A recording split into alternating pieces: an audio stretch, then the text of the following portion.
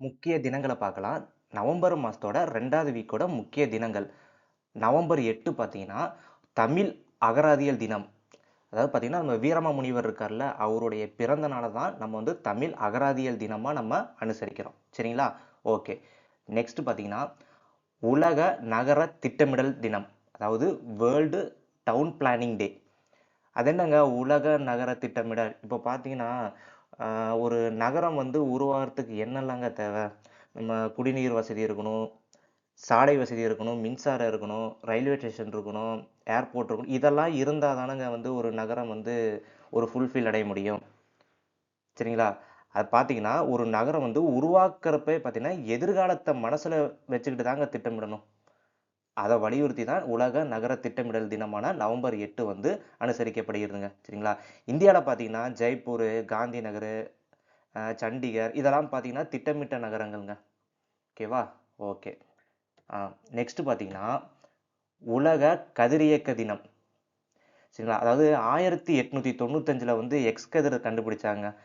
சரிங்களா? இந்த நாள்ல பார்த்தீங்கன்னா, ரேடியோகிராபிக் இமேஜ் தெரியுங்களா? அந்த ரேடியோகிராபிக் இமேஜ் மற்றும் இந்த சிகிச்சை பற்றிய பொது விழிப்புணர்வை ஏற்படுத்துறதுக்கு தான் இந்த உலக கதிரியக்க தினம் வந்து அனுசரிக்கப்படுகிறதுங்க. இது பார்த்தீங்கன்னா, நோயாளிகளோட நோய வந்து கண்டறிகிறது, அந்த சிகிச்சையோட முக்கிய பங்கு வகிக்குதுங்க. வேர்ல்டு ரேடியோகிராபி டே நவம்பர் 8 வந்து அனுசரிக்கப்படுகிறது. ஓகேங்களா? ஓகே. நெக்ஸ்ட் பார்த்தீங்கன்னா, நவம்பர் 9 இது ரொம்ப முக்கியங்க. உலக சுதந்திர தினம். இப்ப பார்த்தீங்கன்னா, இந்த சுதந்திரம் மற்றும் அந்த மனித உரிமைக்காக போராடிய மற்றும் இந்த போராடியவர்களின் போராட்டங்களையும், தியாகங்களையும் அங்கீகரிக்கும் வகையில இந்த உலக சுதந்திர தினம் வந்து கொண்டாடப்படுகிறதுங்க. சரிங்களா? இதோட பார்த்தீங்கன்னா, எக்ஸ்ட்ரா அந்த 1989ல அந்த பெர்லின் சுவர் இடிந்தனாலயும் வந்து இந்த உலக சுதந்திர தினமா வந்து நம்ம அனுசரிக்கிறோம். சரிங்களா? ஓகே. நெக்ஸ்ட் பார்த்தீங்கன்னா, நவம்பர் 9ல இருந்து நவம்பர் 15 வரைக்கும் பார்த்தீங்கன்னா, அறிவியல் மற்றும் அமைதிக்கான சர்வதேச வாரம் அனுசரிக்கப்படுகிறது. பார்த்துக்கோங்க. ஓகேவா? ஓகே. முக்கிய தினங்கள்ல நம்ம நவம்பர் 10ஆம் தேதி பார்க்கலாம். உலக போக்குவரத்து தினம். வேர்ல்டு பப்ளிக் டிரான்ஸ்போர்ட் டே. இப்போ போக்குவரத்து, டிரான்ஸ்போர்ட் எடுத்துக்கிட்டீங்கன்னா, இப்போ நம்ம ஒவ்வொருத்தரோட வாழ்க்கையிலயும் ரொம்ப முக்கியத்துவம் வாய்ந்ததா இருக்குல்ல. தனி சிறப்பு வாய்ந்ததா இருக்குல்ல. என்னன்னா, இந்த நம்ம வந்து டிரான்ஸ்போர்ட் அந்த பொது போக்குவரத்து இந்த பேருந்து, ரயில் இதெல்லாம் வந்து நம்ம யூஸ் பண்ணாம, நம்ம தனியா வந்து இந்த கார் யூஸ் பண்றது, பைக்ல போறதுமா இருக்கணும். இதனால என்ன ஆகுதுன்னா, சுற்றுச்சூழல் வந்து மாசுபடையுது. இத தடுக்கும் விதமாக பொது போக்குவரத்தை உபயோகிக்கணும் அப்படிங்கிற விதமாக உலக போக்குவரத்து தினமான நவம்பர் 10ஆம் தேதி அனுசரிக்கப்படுகிறது. சரிங்களா? ஓகே. நெக்ஸ்ட் பார்த்தீங்கன்னா, உலக நோய் தடுப்பு தினம். ஃபார் எக்ஸாம்பிள், அது என்ன உலக நோய் தடுப்பு தினம்? ஃபார் எக்ஸாம்பிள் பார்த்தீங்கன்னா, இப்போ கோவிட்-19 இருக்கு. இப்போ கோவிட்-19 இப்போ வர்றதுக்கு முன்னாடி பார்த்தீங்கன்னா, நம்ம ஒரு தடுப்பூசி போடுவோம்ல. அந்த தடுப்பூசியோட முக்கியத்துவத்த மக்கள் மத்தியில வந்து ஒரு கொண்டு செல்றதுக்கு, அதாவது விழிப்புணர்வை ஏற்படுத்துறதுக்கு தான் இந்த உலக நோய் தடுப்பு தினம் நவம்பர் 10ஆம் தேதி அனுசரிக்கப்படுகிறது. சரிங்களா? ஓகே. ஆ. நெக்ஸ்ட் பார்த்தீங்கன்னா, அமைதி மற்றும் வளர்ச்சிக்கான உலக அறிவியல் தினம்.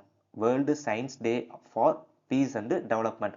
இந்த அறிவியலோட வளர்ச்சி, அதோட முக்கியத்துவத்தை வந்து மக்கள் மத்தியில கொண்டு போறதுக்கு தான் இந்த உலக அறிவியல் தினம் நவம்பர் 10ஆம் தேதி அனுசரிக்கப்படுகிறது. சரிங்களா?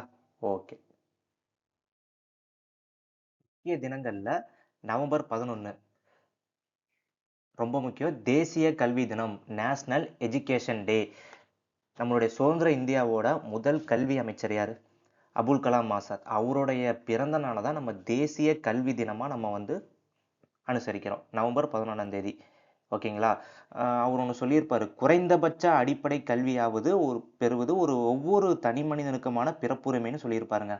இது ரொம்ப முக்கியங்க. அதாவது குறைந்தபட்ச அடிப்படை கல்வியாவது பெறுவது ஒவ்வொரு தனி மனிதனுக்குமான பிறப்புரிமை அப்படின்னு நம்ம அபுல் கலாம் ஆசாத் அவர்கள் வந்து சொல்லியிருப்பாங்க. அவருடைய பிறந்த நாளை தான் நம்ம வந்து தேசிய கல்வி தினமா நம்ம கொண்டாடுறோம்.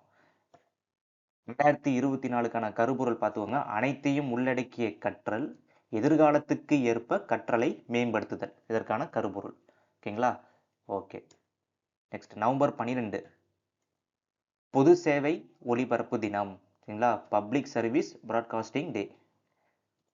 நெக்ஸ்ட் பார்த்தீங்கன்னா, உலக நிமோனியா தினம். எப்போ? November 12 pneumonia. இது பார்த்தீங்கன்னா, இது வந்து ஒரு சுவாச நோய்ங்க, நுரையீரல் தொற்று நோய். இது பார்த்தீங்கன்னா, உயிரிழப்ப கூட இந்த நிமோனியா வைரஸ் வந்து பார்த்தீங்கன்னா, வைரஸ் பூஞ்சை இதனால வரும். உயிரிழப்ப கூட ஏற்படுத்துங்க. ஸோ இந்த நிமோனியா பற்றிய விழிப்புணர்வ வந்து மக்கள் மத்தியில கொண்டு போறதுக்கு தான் இந்த உலக நிமோனியா தினம் நவம்பர் 12ஆம் தேதி அனுசரிக்கப்படுகிறது. சரிங்களா? ஓகே. முக்கிய தினங்கள்ல நவம்பர் 13 உலக கருணை தினம். வேர்ல்டு கைண்ட்னஸ் டே. கருணை. கருணைன்னா என்னங்க? ம். அதாவது முன்ன பின்ன தெரியாதவங்களுக்காக நம்ம வந்து ஹெல்ப் பண்றோம்ல. ஹெல்ப் பண்ணி அவங்களுக்கு வந்து ஒரு அன்பை வெளிப்படுத்துறோம்ல. அதுதாங்க கருணை. அது மக்கள் எல்லாருமே பார்த்தீங்கன்னா, ஆ கருணையோட இருக்கணும் அப்படிங்கிற விதமாக உலக கருணை தினம் நவம்பர் 13ஆம் தேதி அனுசரிக்கப்படுகிறது. சரிங்களா? ஓகே. கருப்பொருள் பார்த்துக்கோங்க. கருணை உலகளாவிய இயக்கம். நெக்ஸ்ட் பார்த்தீங்கன்னா நவம்பர் 14 குழந்தைகள் தினம். யாருங்க இவரு? இந்தியாவோட முதல் பிரதமர் நம்ம ஜவஹர்லால் நேரு அவர்களுடைய பிறந்த நாளை தான் நம்ம வந்து குழந்தைகள் தினமா கொண்டாடுறோம். ஓகேங்களா? ஓகே. நெக்ஸ்ட் உலக நீரிழிவு தினம். வேர்ல்டு டயபெட்டிஸ் டே. அதாவது இந்த சர்க்கரை நோய் இருக்குல்ல, சர்க்கரை நோயாளிகள் அந்த சர்க்கரை நோய் வராமல் இருக்கிறதுக்காக ஒரு விழிப்புணர்வை ஏற்படுத்தணும். மக்கள் மத்தியில வந்து ஒரு விழிப்புணர்வை ஏற்படுத்துறதுக்காக அந்த உலக நீரிழிவு தினம் வந்து அனுசரிக்கப்படுகிறது. எப்போ? நவம்பர் 14. சரிங்களா? ஓகே.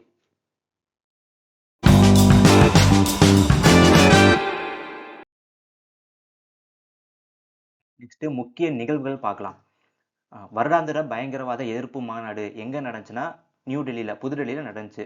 இந்தியா சார்பில் பார்த்தீங்கன்னா உள்துறை அமைச்சர் நம்ம அமித்ஷா வந்து இதில் வந்து பங்கேற்றிருக்காங்க. ஓகேங்களா? ஓகே. நெக்ஸ்ட் பார்த்தீங்கன்னா 8வது ஆசிய இந்திய வட்டமேசை மாநாடு எங்க நடந்துச்சுன்னா சிங்கப்பூர்ல. இந்தியா சார்பில் நம்ம வெளியுறவுத்துறை அமைச்சர் யாருங்க? வெளியுறவுத்துறை அமைச்சர் திரு ஜெய்சங்கர் அவர்கள் வந்து இது இந்தியா சார்பில் அங்க பங்கேற்றிருக்காங்க. ஓகேங்களா? ஓகே. நெக்ஸ்ட் பார்க்கலாம். நெக்ஸ்ட் முக்கிய நிகழ்வுகள்ல எல்லை சாவடி திறப்பு எங்கன்னா இந்தியாவுக்கும் பூட்டானுக்கும் எல்லையில பாத்தீங்கன்னா, அதாவது தரங்கா அப்படிங்கிற ஒரு பகுதியில அசாம் தரங்காங்கிற ஒரு பகுதியில பாத்தீங்கன்னா 14.5 ஏக்கர்ல வந்து ஒரு எல்லை சாவடி ஓபன் பண்ணியிருக்காங்க. இந்திய நிலத்துறை ஆணையம். சரிங்களா? நம்ம பூட்டானோட பிரதமர் ஷெரிங் டோப்கே மற்றும் அந்த அஸ்ஸாம் கவர்னர் லக்ஷ்மண் ஆச்சாரியா இவங்க 2 பேர் முன்னிலையில வந்து பாத்தீங்கன்னா ஒரு எல்லை சாவடி ஓபன் பண்ணியிருக்காங்க. எங்கன்னா இந்தியாவுக்கும் பூட்டானுக்கும் இடையில அஸ்ஸாம் தரங்காங்கிற ஒரு பகுதியில. சரிங்களா? ஓகே. முக்கிய நிகழ்வுகள் நெக்ஸ்ட் இந்திய நன்கொடையாளர் பட்டியல். அதாவது ஒவ்வொரு வருஷமும் பார்த்தீங்கன்னா இந்தியால வந்து இந்த மிகப்பெரிய தொழிலதிபர்களா இருக்காங்கல்ல, மல்டி மில்லியனர்ஸ்னு சொல்லுவாங்கல்ல, அவங்கலாம் இந்த இந்தியால சமுதாய மேம்பாட்டு பணிக்காக வந்து நன்கொடை வழங்குவாங்க. அதன் அடிப்படையில ஆண்கள் ஆண்கள் பிரிவுல ஆண்கள்ல பார்த்தீங்கன்னா ஷிவ் நாடார் HCLோட நிறுவனர் இவர் வந்து பார்த்தீங்கன்னா 2153 கோடி வந்து நன்கொடையா வழங்கியிருக்காருங்க இந்தியா. பாத்தீங்களா? பெண்கள்ல பாத்தீங்கன்னா ரோகிணி நீலகேணி இவங்க வந்து இன்ஃபோசிஸோட இணை நிறுவனர். இவங்களும் பாத்தீங்கன்னா நன்கொடை வழங்கியிருக்காங்க பெண்கள்ல அதிகமா. இப்போ மொத்த நன்கொடை பாருங்களேன் 8783 கோடி.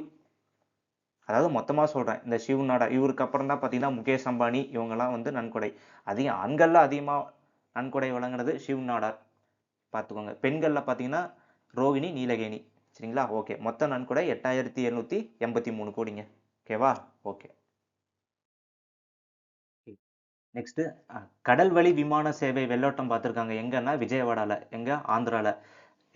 என்னங்க அது கடல் வழி விமான சேவை? அதாவது கடல் விமானங்கள் என்பது பார்த்தீங்கன்னா இந்த போட்டிருக்க பாருங்க கடலில் இருந்து புறப்பட்டு மீண்டும் கடல் பகுதியிலேயே அமைக்கப்பட்டுள்ள தளத்துல வந்து பார்த்தீங்கன்னா தரையிறங்கும்.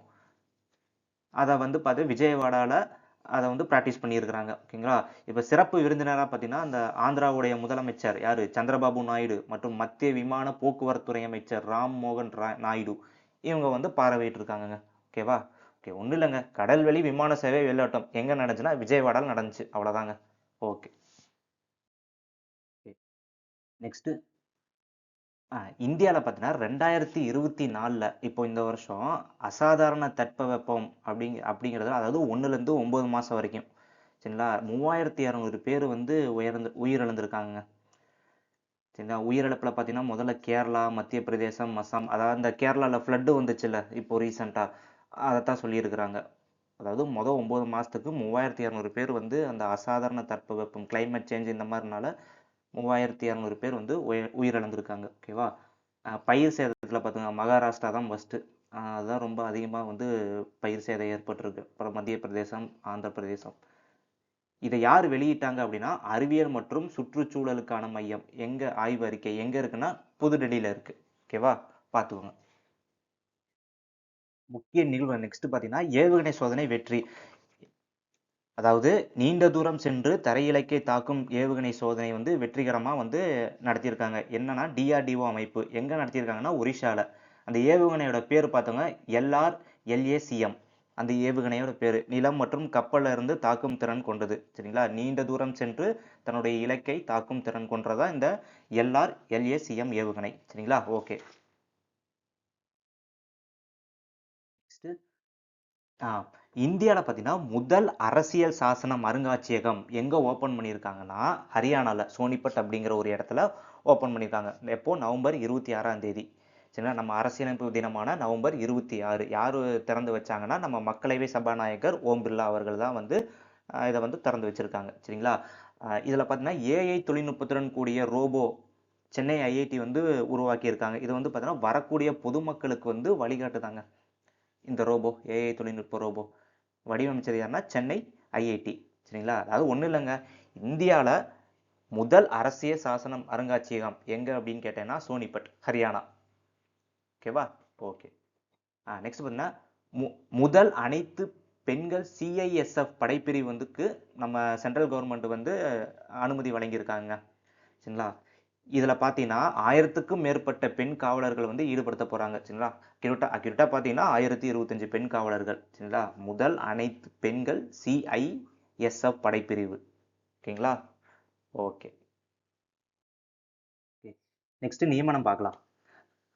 தமிழக தலைமை தேர்தல் அதிகாரியாக பாத்தீங்கன்னா அர்ச்சனா பட்நாயக் அப்படிங்கிற வந்து நியமனம் பண்ணியிருக்காங்க. இவங்க வந்து ஒரிசாவை சேர்ந்தவங்க. முதல் பெண் அதிகாரி. தமிழகத்தோட தலைமை தேர்தல் முதல் பெண் அதிகாரி யாருன்னா அர்ச்சனா பட்நாயக். சரிங்களா? இந்த தலைமை தேர்தல் அதிகாரி பொறுப்பு பார்த்தீங்கன்னா 1948ல தான் உருவாக்கப்பட்டுச்சு. சரிங்களா? ஓகே. ஓகே. நெக்ஸ்ட் பார்த்தீங்கன்னா, துணை முதல்வரோட துணை செயலாளராக ஆர்த்தி வந்து நியமனம் பண்ணியிருக்காங்க. ஓகேவா? ஓகே. நியமனத்துல நெக்ஸ்ட் உச்சநீதிமன்ற சட்ட சேவைக்குழு தலைவரா வந்து பாத்தீங்கன்னா நீதிபதி சூரியகாந்த் அவங்கள வந்து நியமனம் பண்ணியிருக்காங்க. ஓகேவா? அதாவது என்னன்னா இந்த உச்சநீதிமன்றத்துல இருந்து இந்த வழக்கு கொடுப்பாங்கல்ல, அவங்களுக்கு இந்த சட்ட உதவியை வழங்கக்கூடிய அமைப்பு தான் இந்த சட்ட சேவைக்குழு. சரிங்களா? அதுக்கு தலைவரா வந்து பாத்தீங்கன்னா நீதிபதி சூரியகாந்த் வந்து நியமிச்சிருக்காங்க. இதுக்கு முன்னாடி பாத்தீங்கன்னா இதுக்கு முன்னாடி யார் இருந்தாங்கன்னா நீதிபதி சஞ்சீவ் கண்ணா அவங்க வந்து இருந்தாங்க. இப்ப அவங்க வந்து உச்சநீதிமன்ற தலைமை நீதிபதியா பொறுப்பேற்றதுக்கு அப்புறம் இந்த சூரியகாந்த் அப்படிங்கிற வந்து நியமனம் பண்ணியிருக்காங்க. சரிங்களா? அதாவது இந்த உச்சநீதிமன்றத்துல மூத்த நீதிபதி இருக்காங்கல்ல, அவங்கள தாங்க இந்த குழு தலைவரா வந்து நியமிப்பாங்க. சரிங்களா? ஓகே. நெக்ஸ்ட் பாத்தீங்கன்னா தேசிய சட்ட உதவி ஆணையத்தின் முதல் செயல் தலைவரான நீதிபதி BR கவாய். பார்த்துக்கோங்க. ஓகே. நியமனம். நெக்ஸ்ட் பார்த்தீங்கன்னா, அமெரிக்க வெள்ளை மாளிகைக்கு முதல் பெண் தலைமைச் செயலரா சூசன் பைல்ஸ் அப்படிங்கிறவங்க வந்து நியமனம் பண்ணியிருக்காங்க. சீஃப் ஆஃப் ஸ்டாஃப்னு. ஓகேவா? இவங்க தான். இவங்க யாருன்னா ட்ரம்ப் இருக்கார்ல, இப்போ ஜெயிச்சார்ல அமெரிக்க அதிபரா, அவனோட தேர்தல் பிரச்சார குழு மேலரா வந்து இந்த சூசன் வைல்ஸ் வந்து இருந்திருக்காங்க. ஓகேவா? இப்போ நெக்ஸ்ட் பார்த்தீங்கன்னா, ஜப்பான் புதிய பிரதமர் பார்த்துங்க, ஷிகேரு இஷபா. அப்புறம் மொரிசியஸோட புதிய பிரதமர் டாக்டர் நவீன் ராம்கூலம். பார்த்துக்கோங்க.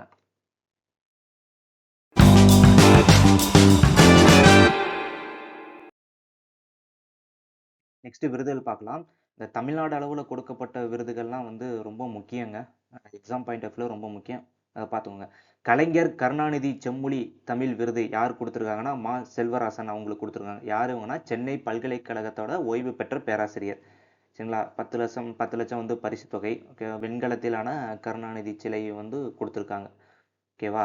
இவருடைய நூல்கள்லாம் பார்த்துக்கோங்க. இலக்கியத்தில் குறுக்கும் நடுக்கும், இலக்கிய மெல்லுரை, நல்லோர் குரல்கள், பாரதிதாசன் ஒரு புரட்சி கவிஞர், பாரதிதாசன்.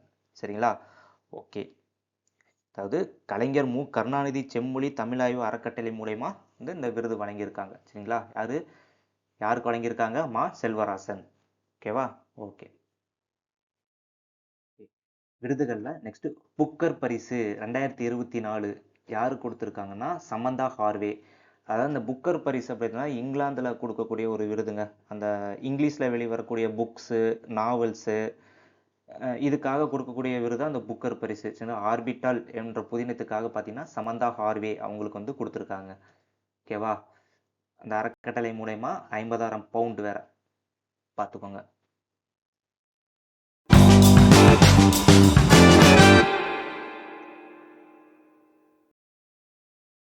ஸ்டேட் நியூஸ் பார்க்கலாம். வெம்பங்கோட்டை அகழாய்வில் பார்த்தோன்னா 6000 ஆண்டுகள் பழமையான கற்கள் வந்து கண்டுபிடிச்சிருக்காங்க. அந்த கற்களோட பேர் பாருங்க, ஜாஃபர் மற்றும் சாட் எனப்படும் கற்கள். இந்த 2 கல்லும் பார்த்தீங்கன்னா அந்த ஜுவல்ஸ் அந்த அணிகலன்கள் செய்ய வந்து இந்த 2 கல்லையும் அப்போ வந்து யூஸ் பண்ணியிருக்காங்க. ஓகேங்களா? ஓகே. இதை பார்த்துக்கோங்க. வெம்பங்கோட்டை பார்த்து விருதுநகர் மாவட்டம்ங்க. ஓகேவா? வெம்பங்கோட்டைங்கிறது விருதுநகர் மாவட்டத்தில் இருக்குது. சரிங்களா? நெக்ஸ்ட் பார்த்தீங்கன்னா பட்டதாரி எண்ணிக்கை வந்து பார்த்தீங்கன்னா தமிழ்நாட்டில் வந்து ரொம்ப அதிகம். அதாவது நம்ம மோடி இருக்கார்ல, நம்ம பாரத பிரதமர், அவர் பார்த்தீங்கன்னா 2035க்குள்ள 50% வந்து எல்லாருமே கல்வி பயில வேண்டிய இந்த இலக்கோடு பார்த்தீங்கன்னா புதிய கல்விக் கொள்கையை வந்து வெளி இம்ப்ளிமெண்ட் பண்ணியிருக்காரு. சரிங்களா? எப்போ 2035க்குள்ள. ஆனால் இப்போவே பார்த்தீங்கன்னா தமிழ்நாட்டில் 51% பேர் வந்து பார்த்தீங்கன்னா கிராஜுவேட் பட்டதாரியாக இருக்காங்க, பட்டம் வாங்கியிருக்காங்க. அதுவும் பெண்களில் பார்த்தீங்கன்னா 60%க்கு மேலே இருக்காங்க. சரிங்களா? ஓகே, பார்த்துக்கோங்க. ஸ்டேட் நியூஸில் நெக்ஸ்ட்டு இந்திரா சவுந்தரராஜன் மறைவு. யாருங்க இவர் வந்து ஒரு எழுத்தாளர், ஆன்மீக சொற்பொழிவாளருங்க. இவருடைய கதைகள்லாம் பாருங்க, மர்மதேசம், சொர்ணரேகை, விடாது கருப்பு, நம்ம அந்த சீரியல்லாம் பார்த்துருப்போம்ல, அவர் தாங்க இவர். சிருங்காரம் என்ற திரைப்படத்திற்காக வந்து தேசிய விருதும் வாங்கியிருக்காருங்க. ரங்கநாயகி நாவல் அப்படிங்கிறது 1999ல் தமிழ் வளர்ச்சித்துறையில் சிறந்த நூலுங்க இவருடைய நூல். இவர் வந்து 700க்கும் மேற்பட்ட சிறுகதைகள் மற்றும் 340 நாவல்கள், 105 தொடர்கள் வந்து இவர் வந்து எழுதியிருக்கார். சரிங்களா? ஓகே, பார்த்துக்கோங்க, இவரை பற்றி பார்த்துக்கோங்க என்னன்னு. நெக்ஸ்ட் பார்த்தீங்கன்னா ராஜ் கௌதமன் வந்து காலமானார். இவரும் வந்து ஒரு எழுத்தாளருங்க. விருதுநகர் மாவட்டத்தை சேர்ந்தவர் தான் இவரும். இவருடைய இயற்பெயர் பார்த்தீங்கன்னா புஷ்பராஜ். அவங்க தமிழ் பண்பாட்டு ஆய்வாளரும் எழுத்தாளரும் கூட இவர். சரிங்களா? இவருடைய நூல்கள்லாம் பார்த்துங்க, தலித்தியம், பின் நவீனத்துவம், பழந்தமிழ் இலக்கியம், இதெல்லாம் வந்து இவருடைய ஆய்வு நூல்கள். சரிங்களா? ஓகே, இவரை பற்றி பார்த்துக்கோங்க. ஓகே. ஸ்டேட் நியூஸில் நெக்ஸ்ட்டு ஒப்பந்தம் யார் யாருக்கு இடையே? இஸ்ரோ மற்றும் சென்னை ஐஐடி. அதாவது செயற்கைக்கோள் ராக்கெட் வெப்பநிலை ஆராய்ச்சி மையம் அமைக்க பார்த்தீங்கன்னா சென்னை ஐஐடிக்கு இஸ்ரோ வந்து 1.84 கோடி வந்து பார்த்தீங்கன்னா நிதி உதவி வழங்கியிருக்காங்க. சரிங்களா? ஓகே. செயற்கைக்கோள் மற்றும் வெப்பநிலை மேலாண்மை சவால்களை எதிர்கொள்ள இந்த மையம் வந்து ஒரு ஆய்வு தளமாக வந்து செயல்படும் சொல்லியிருக்காங்க. திரவ ராக்கெட்டுகளில் ஏற்படும் எரிதிறம் பிரச்சனை, அப்புறம் இந்த திரவ பொருள் சேமிப்பு கடலில் ஏற்படும் சவால்கள் தொடர்பான ஆராய்ச்சி பணிகள் பார்த்தீங்கன்னா இந்த மையத்தில் வந்து மேற்கொள்ளப்படும்னு சொல்லியிருக்காங்க. சரிங்களா? ஓகே. அதாவது சென்னை ஐஐடிக்கு பார்த்தீங்கன்னா இஸ்ரோ வந்து 1.84 கோடி வந்து பார்த்தீங்கன்னா நிதியுதவி வழங்கியிருக்காங்க. எதுக்கு அப்படின்னா செயற்கைக்கோள் ராக்கெட் வெப்பநிலை ஆராய்ச்சி மையம் அமைக்க ஒரு நிதி உதவி. சரிங்களா? ஓகே. நெக்ஸ்ட் 11வது உலக தமிழர்களின் தொழில் முனைவு பொருளாதார மாநாடு எங்க நடந்துச்சுன்னா கோலாலம்பூர்ல நடந்திருக்கு. மலேசியா கோலாலம்பூர்ல நடந்திருக்கு. சரிங்களா? இதனுடைய தலைவர் நிறுவனர் யாருன்னா விஆர்எஸ் சம்பத். இதுல தமிழகத்தின் சார்பில் பார்த்தோன்னா துரைமுருகன் அவர்கள் வந்து பார்த்தோன்னா அமைச்சர் துரைமுருகன் இருக்கார், அவர் வந்து அங்க கலந்துக்கிட்டு சிறப்பிச்சிருக்காருங்க. எதுக்காகனா தமிழர்களோட தொழில் திறன்களையும் பொருளாதாரத்தையும் மேம்படுத்தும் நோக்கத்தோட இந்த பொருளாதார மாநாடு வந்து நடத்தியிருக்காங்க கோலாலம்பூர்ல. சரிங்களா? இந்த மாநாடு ஃபர்ஸ்ட் டைம் பார்த்தீங்கன்னா 2009ல் சென்னையில தாங்க நடந்திருக்கு. பார்த்துக்கோங்க. ஓகேவா? அதாவது 11வது உலக தமிழரின் தொழில் முனைவு பொருளாதார மாநாடு வந்து பார்த்தீங்கன்னா மலேசியால கோலாலம்பூர்ல நடந்திருக்கு. சரிங்களா? தமிழகத்தின் சார்பில் அமைச்சர் துரைமுருகன் அவர்களை வந்து அங்க பங்கு பெற்றிருக்காங்க. சரிங்களா? ஓகே. நெக்ஸ்ட் ஊட்டச்சத்து குறைபாடு இல்லாத தமிழ்நாடு. நம்ம முதலமைச்சர் திரு மு க ஸ்டாலின் அவர்கள் பார்த்தீங்கன்னா ஊட்டச்சத்து உறுதி செய் திட்டம் அப்படிங்கிற ஒரு திட்டத்தை 2022ல் வந்து கொண்டு வந்திருக்காங்க. எதுக்காக அப்படின்னா பிறக்கும் குழந்தைகள் வந்து ஊட்டச்சத்து குறைபாடு இல்லாமல் பிறக்கணும் அப்படிங்கிற ஒரு நோக்கத்தோட இந்த ஊட்டச்சத்து உறுதி செய் திட்டம் 2022ஆம் ஆண்டு கொண்டு வரப்பட்டது. சரிங்களா? ஓகே. யார் கொண்டு வந்தாங்க? நம்முடைய முதல்வர் மு க ஸ்டாலின் அவர். சரிங்களா? Okay.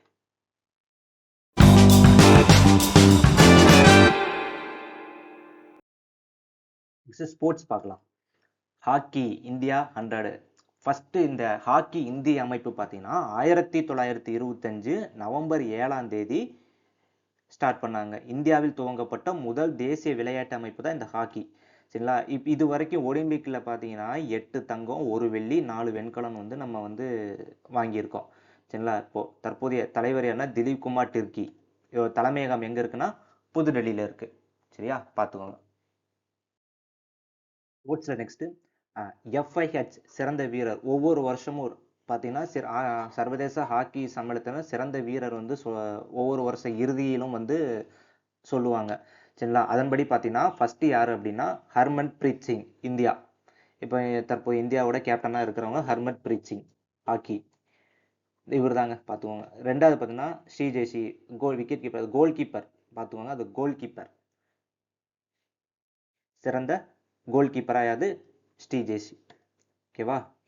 Okay next Chennai grand master chess 2024.